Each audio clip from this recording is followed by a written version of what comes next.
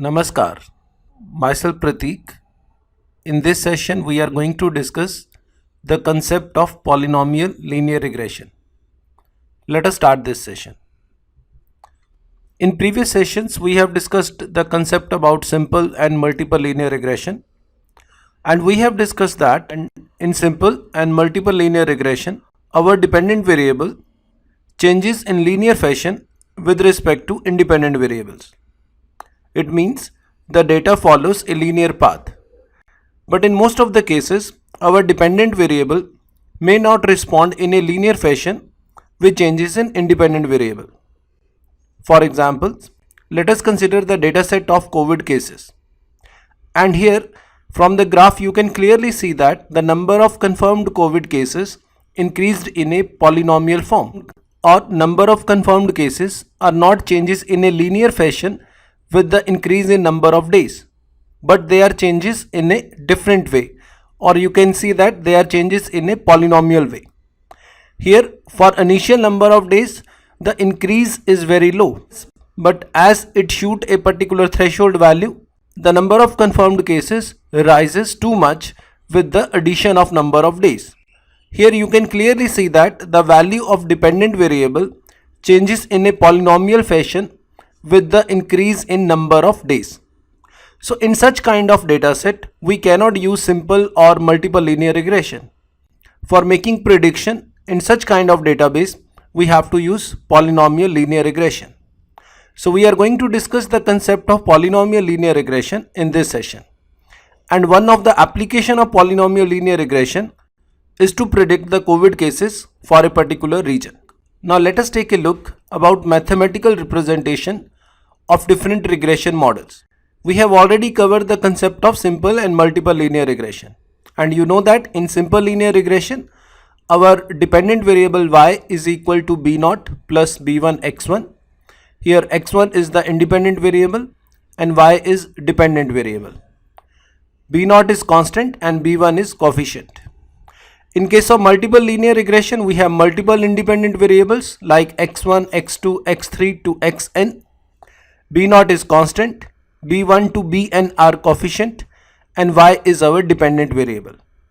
So here our dependent variable is dependent on multiple independent variables, while in case of simple linear regression, y is dependent on single independent variable. In case of polynomial linear regression, our dependent variable behaved in a polynomial form. So our equation is like this: y equal to b0 plus b1 x1 plus b2 x1 square plus b3 x1 cube and so on up to bn x1 raised to power n. So here data is changing in a polynomial form, and we have only one independent variable in this case also, and that independent variable is x1. But here, instead of changing this variable in a linear fashion, this independent variable is changing in a polynomial form. So that's why we have used the term polynomial. Still our coefficient is behaved in a linear fashion.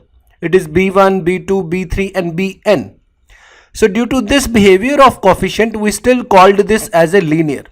Still this model fall under linear regression because our coefficient are behaving in a linear fashion, but our independent variable is behaving in a polynomial way, so that's why we called it as polynomial. Here the predicted value y is a real value or a continuous value, so that's why it is called as polynomial linear regression. So the equation of polynomial linear regression is y equal to b0, here b0 is constant, b1 x1, b2 x1 square, b3 x1 cube and so on. Let us consider this another case study. Here we have positions, level and salary. Here we have three columns, and this is the data set of rank and salary. Here we have 10 positions with level 1 to 10 and their corresponding salary. This is the behavior of salary with respect to rank, and you can see that the change in salary is not in a linear fashion. It is similar to a polynomial fashion. So in order to predict the salary for a particular rank, we have to use polynomial linear regression, because linear regression will not produce a best fit result in this scenario, while polynomial regression will produce good results. Here you can clearly see that the difference between actual and predicted value in case of linear regression is too much. So there will be huge amount of error in actual and predicted value, while in this case most of the actual and predicted values are very close to each other, so there will be very less error. Thus polynomial linear regression is best suitable approach to make prediction for this dataset. In this dataset we have different positions of employees with their corresponding salary.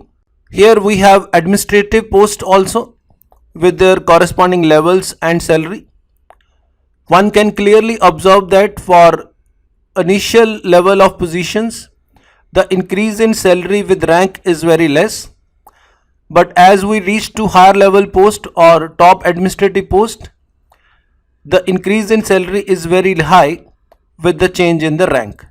The salary of employees with respect to rank behave in a polynomial fashion, so we have to apply polynomial linear regression to make prediction in this case.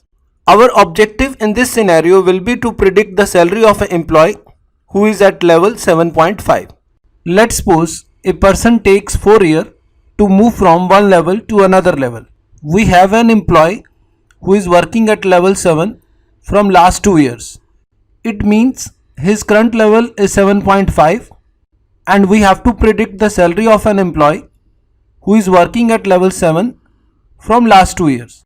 So in order to predict his salary, first of all we have to fit the model by using polynomial linear regression, and then after fitting the model we have to predict the salary for level 7.5. We will perform the prediction of salary for rank 7.5 in next video session. The objective of this session is to discuss concept. Let us take a look about different equations for polynomial linear regression to understand the effect of degree. So if we have a data up to degree 2, then n is 2, and then our equation will become like this: y equal to b naught plus b1 x1 plus b2 x1 square. If we consider degree as 3, then our equation of polynomial linear regression will be like this. It is y equal to b naught plus b1 x1 b2 x2 plus b1 x1 cube. And if we consider up to degree n, then the equation will be like this. So we have to make prediction by using different level of degrees, and we have to prepare our independent variable x accordingly. Here our x is prepared up to x1 square when degree is 2. Here our x is prepared up to x1 cube when degree is 3.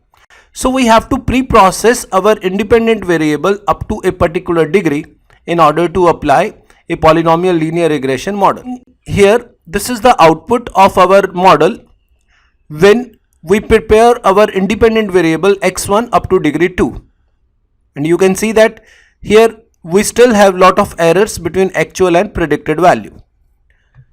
Then you can experiment it with the degree value 3. So here we have prepared x1 up to degree 3, and you can see that the accuracy of the model with degree 3 improve as compared to degree 2, and in this case the value of error is less. Then you can try with degree value 4. In this case most of the predicted value is actually same with the actual value, or you can say that with degree 4 we achieve a best fitted model. So when we achieve best fitted model, then you can make a prediction.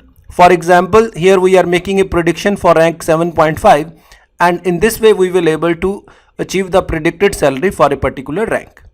So this is the process in which we have to implement polynomial linear regression.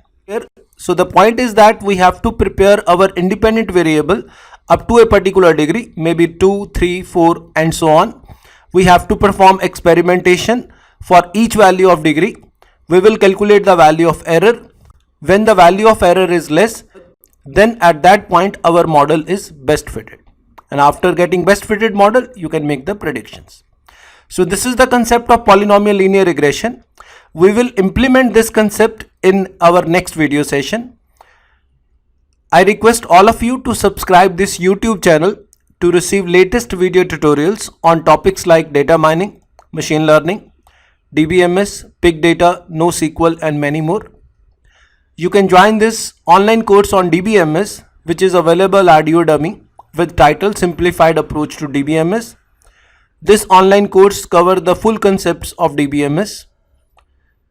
In order to learn SQL, you can join this online course on SQL, which is also available at Udemy platform. In order to learn PLSQL, you can join this online course at Udemy platform. I have also authored books on data mining and data warehousing, DBMS, NoSQL, Beginning with SQL and PLSQL for beginners. All these books are available at Amazon platform. To read more about this, you can refer my website prateekbhatia.com. Thanks for watching this video.